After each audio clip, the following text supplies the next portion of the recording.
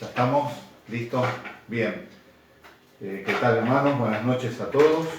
Queremos compartir la palabra de Dios, sabiendo que aunque estamos separados, no lo estamos por la obra del Señor. El Espíritu Santo está en nuestros hogares y indudablemente quiere hablarnos, y vamos a tratar de que meditación en la palabra pueda cumplir su propósito en nosotros. Quisiera compartir un pasaje que el apóstol Pablo le dijo a Timoteo. Dice en 1 Timoteo capítulo 4 versículo 13. Este es un estudio que íbamos a hacer el próximo miércoles. Lo adelantamos ahora y esperemos que Dios mediante lo utilice y pueda ser de provecho. Dice el apóstol Pablo, le dice: entre tanto que voy, ocúpate en la lectura. Continúa la exhortación y la enseñanza. Pablo le dice: Timoteo, tenés que leer la palabra. Ahora, Timoteo le podía responder al apóstol Pablo con algo que él mismo le dijo en 2 Timoteo, capítulo 3, versículo 15. El mismo apóstol Pablo le dice así a Timoteo, le dice: pero tú persiste en lo que has aprendido y te persuadiste, sabiendo de quién has aprendido, y que desde la niñez has sabido las sagradas escrituras, las cuales te pueden hacer sabio para la salvación por la fe que es en Cristo Jesús. Timoteo le podría decir: Pablo, pero ¿para qué necesito leer si yo ya conozco la Biblia? Desde la niñez, así como vos mismo sabes, desde la niñez yo he sabido las escrituras. Pero Pablo le dice: ocúpate en la lectura, ocúpate en la lectura, porque si bien nosotros conocemos a veces de memoria la palabra, Dios puede volver a hablarnos sobre pasajes que ya hemos leído y que conocemos. Ahora, fíjense qué interesante, porque esto que el apóstol Pablo le dice es: tenés que leer la Biblia, es algo que nos dice a nosotros. Necesitamos ocuparnos en la lectura, leer la palabra de Dios. Pero ¿saben qué? Eso es solamente información. Leer la Biblia solamente nos trae información. Un incrédulo puede leer la Biblia de la misma manera que nosotros y aún más que nosotros. Hay algunos integrantes de alguna secta que conocen muy bien la Biblia, quizás mucho más que algunos de los creyentes. Ahora, notemos lo que el apóstol Pablo le dice también con respecto a esto a la iglesia. Esto está en Colosenses capítulo 4, versículo 16. El mismo apóstol Pablo les dice así a la iglesia en Colosas. Dice: cuando esta carta haya sido leída entre vosotros, haced también que se lea en la iglesia de los laodicenses, y que la de Laodicea la leéis también vosotros. Dice, miren, a Timoteo le dice: ocupate en la lectura. En otro momento Pablo le dice a Timoteo también, dice: tráeme los pergaminos. Pablo ya estaba por morir, estaba próximo a ser sacrificado, y sin embargo él quería seguir leyendo. A la iglesia le dice: miren, tienen que leer la escritura. Cuando ustedes lean esta escritura, pásenla a la iglesia de tal lado, y que la que yo envíe a la iglesia de tal lado, ustedes también la lean. Es necesario que las iglesias conozcan la escritura. En aquel entonces no había en la Biblia como ahora, pero tenían que informarse, tenían que conocer lo que el Señor les decía a través del apóstol Pablo. Y miren cómo continúa en 1 Tesalonicenses capítulo 5, versículo 27. Dice así el mismo apóstol Pablo. Dice: os conjuro por el Señor que esta carta se lea a todos los santos hermanos. Acá ya hay un juramento. Dice, miren, tienen que tomar un compromiso, los comprometo delante del Señor a que esta carta se lea. La tienen que leer. Es obligatorio, entre comillas, que todos estén informados, que se lea, que se conozca lo que Dios les quiere decir. Ahora repetimos, esto es solamente información. Esto puede entrar por los ojos y puede, como quien dice, entra por un oído y sale por otro. Pero notemos lo que el apóstol Pablo dice a los... Bueno, Vamos a leer Efesios 1:15. Había leído otro pasaje, pero este es el pasaje que había anotado. Dice: por esta causa también yo, habiendo oído vuestra fe en el Señor Jesús y de vuestro amor para con todos los santos, no ceso de dar gracias por vosotros, haciendo memoria de vosotros en mis oraciones. Esto es Efesios 1, capítulo 1, versículo 15. He leído el 16 también, vamos a leer el 17. Para que el Dios de nuestro Señor Jesucristo, el Padre de gloria, os dé espíritu de sabiduría y revelación en el conocimiento de Él, alumbrando los ojos de vuestro entendimiento, para que sepáis cuál es la esperanza que Él os ha llamado, y cuál es la riqueza de la gloria de su herencia en los santos, y cuál es la supereminente grandeza de su poder para con nosotros los que creemos, según la operación del poder de su fuerza, la cual operó en Cristo, resucitándole los muertos y sentándole a su diestra en los lugares celestiales. En el primer caso veíamos que el apóstol Pablo decía a Timoteo que él se tenía que ocupar en la lectura en forma personal. Timoteo podía haber dicho: pero Pablo, ya conozco la Escritura. Le dice: no, volví a leer nuevamente lo que ya conoces, porque el Señor te puede hablar por los pasajes conocidos. Y en segundo lugar dice: miren que la iglesia también tiene que leer, y tiene que leer toda la Escritura. Y es muy importante, esto es un conjuro, dice, delante del Señor Jesucristo. Ahora, en este caso, el apóstol Pablo dice: miren, el siguiente escalón dice, nace a partir de la oración. Dice Pablo: yo estoy orando por ustedes para que Dios les dé espíritu de sabiduría y de revelación en el conocimiento de Él. Ahora, esto ya no es solamente la lectura de la información. Acá está hablando el apóstol Pablo, que tiene que ser algo personal e interno. Habla para toda la iglesia, pero tiene que ser algo personal e interno. Dice: yo quiero que Dios les dé, dice, espíritu de revelación, de sabiduría en el conocimiento de Él. Esto es algo que cada creyente necesitaba. Ya tenían el Espíritu Santo. Todos ellos tenían el Espíritu Santo. En el versículo 13 dice Pablo: en Él también vosotros, habiendo oído la palabra de verdad, el evangelio de vuestra salvación, y habiendo creído en Él, fuiste sellados con el Espíritu Santo de la promesa. El apóstol le dice: ustedes ya tienen el Espíritu Santo, pero necesitan tener ese espíritu de conocimiento del Señor. Y esto es una experiencia interna, porque es espiritual, y es algo que proviene de Dios y que nace de la oración cuando le pedimos a Dios.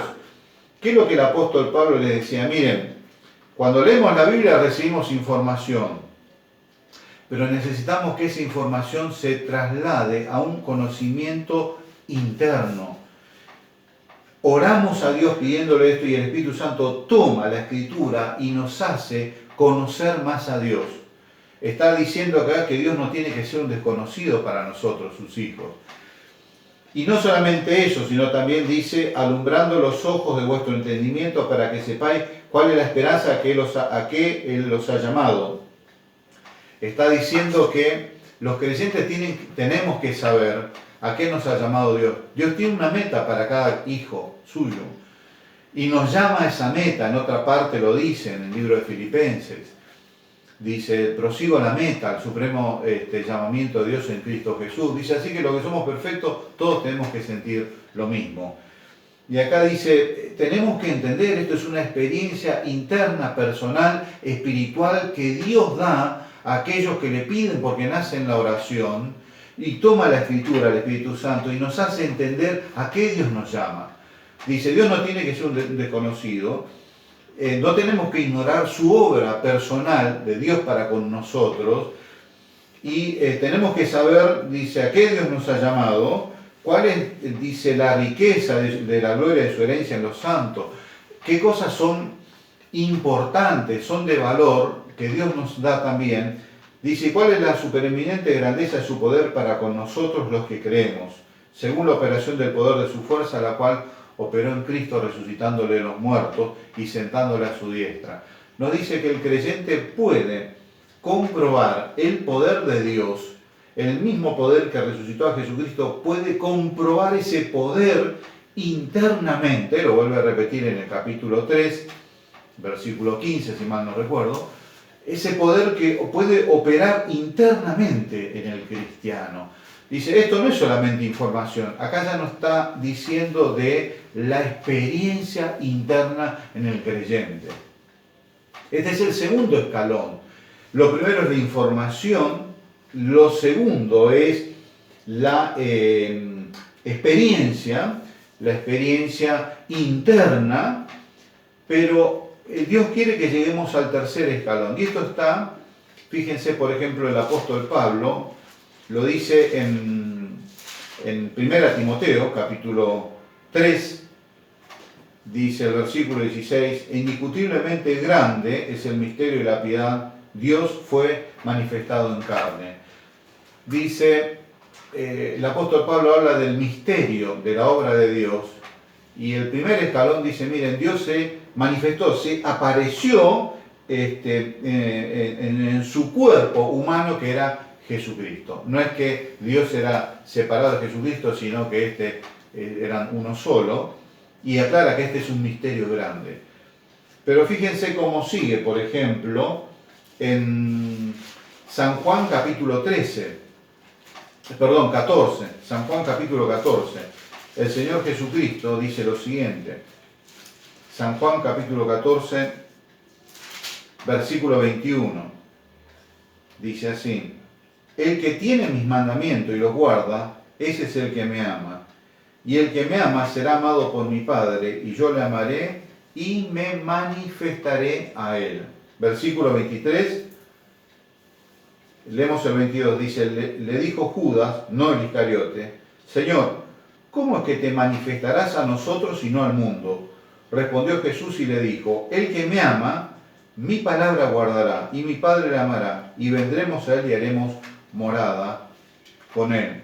Acá hay una promesa que Judas lo entendió el sentido de la promesa, pero no llegaba a comprender la forma. El Señor le dijo, miren, hay una manifestación de Dios en su persona. Dios se apareció en la persona de Jesucristo entre los hombres. Pero acá hay otra promesa, está hablando de que Él se iba a ir, pero dice, miren, el que me ama, yo me manifestaré a Él, me apareceré a Él. Y ya este es el escalón tercero. La persona que lee la Biblia tiene la información, puede orar a Dios para comprender las cosas importantes, la personalidad de Dios, lo que Dios tiene preparado, y es el segundo escalón.